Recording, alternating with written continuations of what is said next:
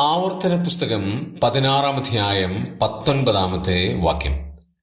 ന്യായം മറിച്ചു കളയരുത്, മുഖം നോക്കരുത്, സമ്മാനം വാങ്ങരുത്. സമ്മാനം ജ്ഞാനികളുടെ കണ്ണ് കുരുടാക്കുകയും നീതിമാന്മാരുടെ കാര്യം മറിച്ചു കളയുകയും ചെയ്യും. ദൈവം നിയോഗിച്ച ന്യായാധിപന്മാരും ന്യായപാലകന്മാരും എങ്ങനെയാണ് ജനത്തോട് വിധേയത്വം കാണിക്കേണ്ടത് എന്നുള്ള യാഥാർത്ഥ്യം ദൈവം മോശ മുഖാന്തരം പറയുമ്പോൾ 3 പ്രധാനപ്പെട്ട കാര്യങ്ങൾ ഓർപ്പിക്കുകയാണ്. ഒന്ന്, ന്യായം മറിച്ചു കളയരുത്. ന്യായം മറിച്ചു കളയാനുള്ള സാധ്യത വളരെയാണ്. കാരണം ബന്ധങ്ങളും രക്തബന്ധങ്ങളും അഭിരുചികളും ഒക്കെ വരുമ്പോൾ ഒരു പക്ഷേ ന്യായം മറിച്ചു കളയാം. 2, മുഖം നോക്കരുത്. വ്യക്തിബന്ധങ്ങൾ, രക്തബന്ധങ്ങൾ, സാമൂഹ്യ ബന്ധങ്ങൾ വരുമ്പോൾ ഒരുപക്ഷെ മുഖം നോക്കാനുള്ള സാധ്യത വളരെയാണ്.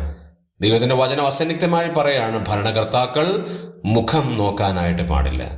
3, കോഴ വാങ്ങരുത്, സമ്മാനം വാങ്ങരുത്. സമ്മാനം വാങ്ങി നീതി മറിച്ചു കളയാൻ പാടില്ല.